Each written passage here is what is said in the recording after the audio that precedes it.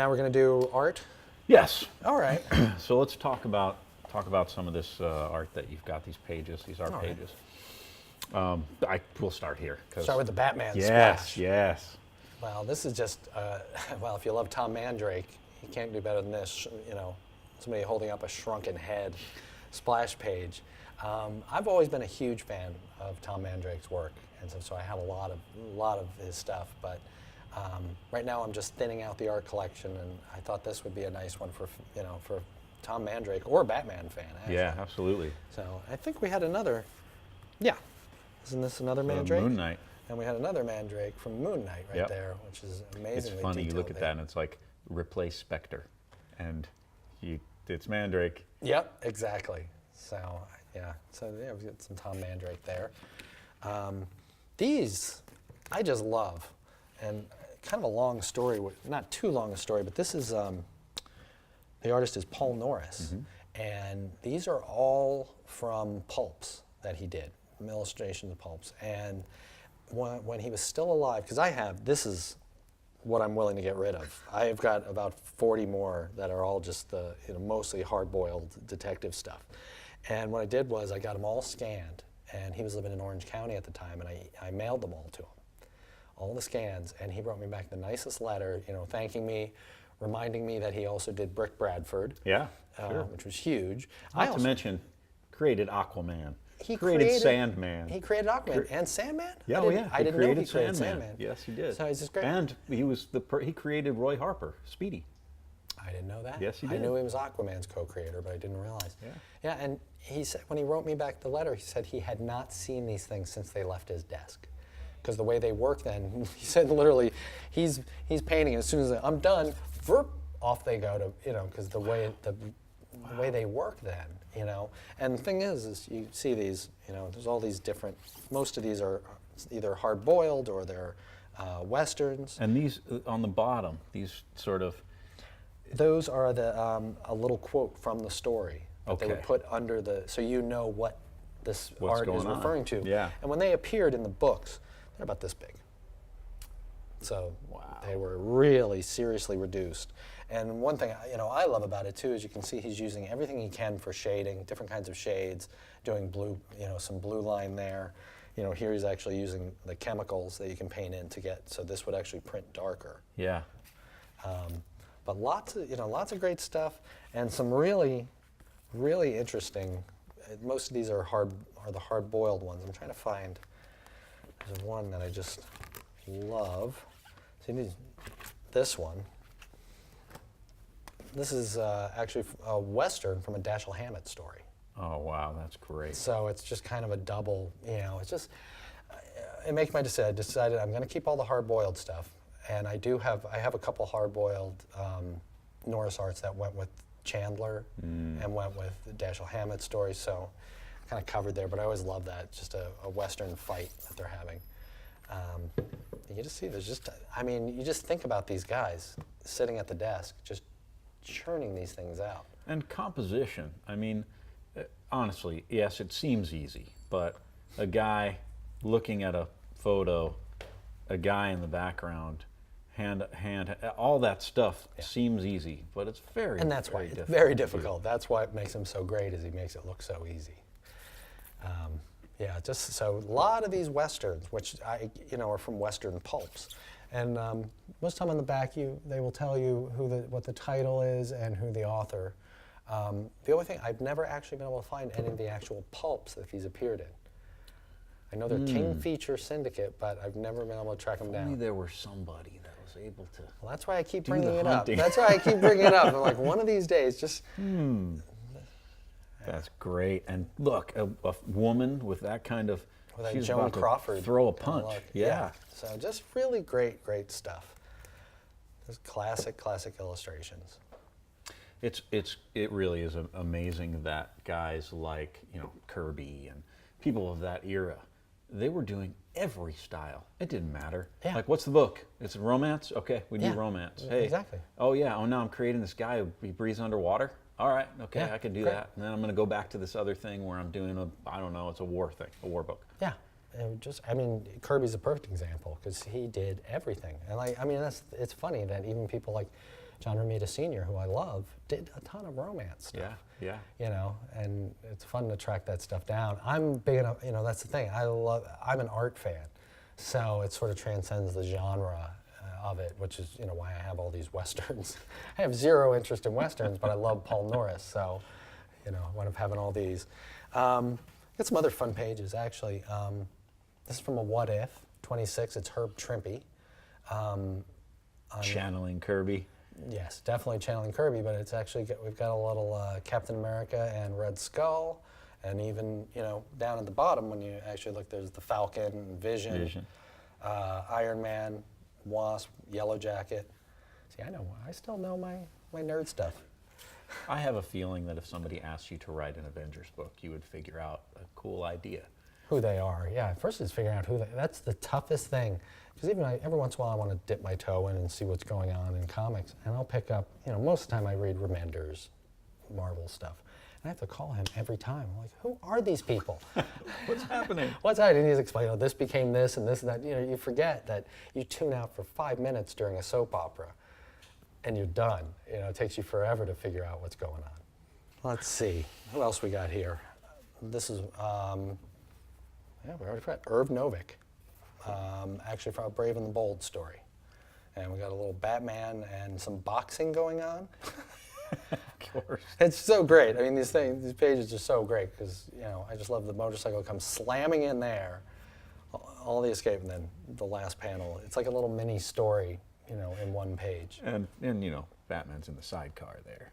Of course. You know. And they've rescued the boxer. I have no idea what the story's about. The only thing that's always driven nuts is no way you could drive a motorcycle with boxing gloves on. But it's a beautiful page. Yeah. And, well, actually, these two now, these are always the tough ones because you never really want to part with any Buscema.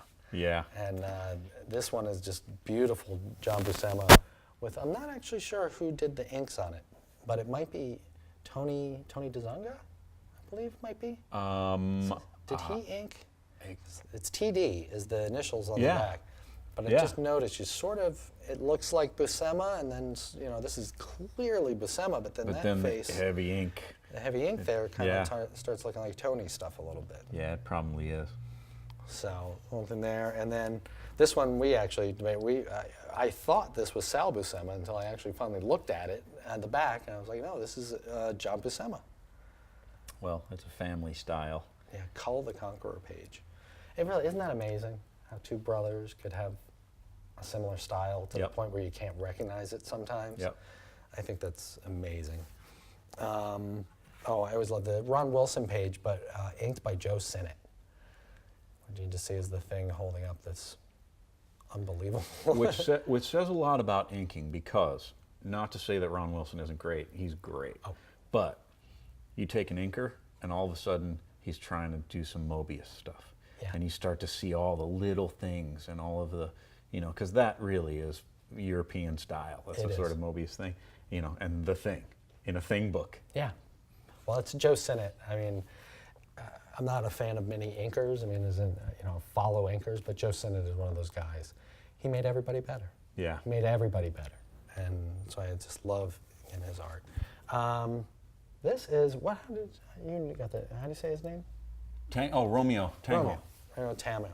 Tamio? Tanghal. Tanghal. Yeah. And this is a Dead Man story from DC Superstars number 18. And just a really strange page, as you would expect from a Dead Man story, but very, very strange. Yep, there's a lot of evil clouds in there. Clouds and people, children tied to altars and people being eaten by mystical I wonder snakes. why you were interested in that page. I know, I can't imagine. I was Dead Man. I really, you know, I see these pages and I would just jump on them. I thought this is a really beautiful page. It's when Keith Giffen did a web spinner story for Spider-Man, and just Keith Giffen always has just an amazingly sort of little touch of Kirby in there style that I've always loved. So, you know, just great Spider-Man images from him, and then a few of his Dr. Fate stories, which are just bizarre. They're just bizarre and strange, but I've always loved this. I just always love his style. And, you know, you can just tell, too, by the, you know, 2 different pages here, he could shift his style at will. Right, yeah. So Keith Giffen's, I've always been a huge, huge fan of his stuff. And then this is Voluto, I believe. Yeah, is that Sal Voluto. Sal Voluto. Moon Knight, number 17 page. Just a really cool Moon Knight page. Yeah, Tom Palmer inks. That's another thing, you know, the whole way I would buy art, which is why I have so much of it, is I don't buy to what's going to be worth the most money and this and that. I just see a page. That's a gorgeous page. I want, you know, and I would buy it. Hey, did you lose a lot of art in the flood? I lost, well, I lost almost 0 art. The only thing that got flooded was I had a big scrapbook that I kept, and then a lot of that had a lot of preliminary art that artists sent me for projects I was working on. That got flooded, got stuck in the flood. But on a sheer, all my art was on the floor a week before the flood, and we just, for some reason, just went, let's get this stuff up on the walls, and we got it all up. So luckily, because you know, water came up a few feet. Yeah. So I lost a lot of books, a lot of comics, you know, all my vinyl, all my magazines, anything that was below 2 feet basically just got wiped out. And unfortunately, my office was, we converted it from the garage, and it was a big fishbowl. So that filled up. It just filled up. But no artwork and no, well, some, you know, I've lost a few long boxes of comics. I hate even talking about it. Sorry, man. No, I I bring up know. that awful thing. No, it's okay. What's funny is that all of us comic fans and collectors, we all hate to talk about it, but we can't help talking about it. I know. Well, it's, when it happened, I posted a picture online, and all it was all my original Discord records just destroyed, and just in the flood, in the water. That's all I did. I posted that, and that was all I could do. You know, posting damaged comics and stuff. I couldn't even do it. So, but mostly magazines, mostly like all my Creepy, Zeries, Famous Monsters, all gone. But I just think we're so lucky because like I said, my most valuable stuff, just to me, you know, just sentimental-wise, is the artwork. So I'm so glad we didn't lose any of that. Well, luckily you moved back to a place where we have no water. Yeah, and now. the only thing you have to worry about is the entire earth opening up and everything falling into it. And burning. And burning at the same time. But if all that happens, that's the least of our concerns. Exactly. Is what happens, what we lose. Yeah. Yeah. But, you know, even the flood, I look at the flood as it got me back to California. And honestly, everything's been going great since we got back, you know. So that's a perfect way to segue into Tales to Astonish. Oh, yeah. Not really, but Well, that's good. From great to Groot. Yeah. Yeah. This is one, it was really funny because I just bought this stuff because I love it. I had no idea at all that this was a collectible book. I was actually really surprised. I mean, even with the Guardians of the Galaxy movie, he's a little different here. Yeah, just a little bit. He's just a little different. He's a big tree monster. Who talks a lot in this issue. Who talks a lot. He's just constantly talking, telling them what he's going to do to them. That was my favorite thing. I don't like to sit there and go, well, I wrote this great thing, but I got to do Monsters on the Loose, years ago with Duncan Fegredo. And what we did was we took all the hero monsters, the Thing, the Hulk, Giant Man, the Beast, and we put them all up against all of these guys, all the pre-code monsters. And my favorite line in the whole thing was, the Thing yelling, "We got a talker," when Groot comes stomping in. It was a little joke just for me and my friends, really. But so going through my collection, I found that I had this great copy of Tales to Astonish 13, and it's a classic book now. Who knew? Who would have known that one of these monster books? Because I have boxes of them. Yeah. Well, it's the first appearance and what should have been the last appearance because he dies at the end of the issue. But it just goes to show just how many characters. The early pre-codes we have, Magneto and all of the sort of templates for things. Let's Anything try that this. just put 2 consonants on either the beginning or the end of any word, and you got a Kirby monster. It's like a Goom and Glom, and I love them. I really miss those comics. Well, this is great, man. This is wonderful. I'm really happy to have all this stuff, and I'm looking forward to selling it on the site and in the store. Thanks for helping out. You guys can all come to blastoffcomics.com or our store, retail store in California, and have a look at this stuff. And we look forward to selling it and to seeing you all again soon on our next episode. Steve, thanks for coming. I really appreciate you talking Thank you so about much your for having life. me. And Sure. we'll see you again soon. Excellent. Thank you. All right.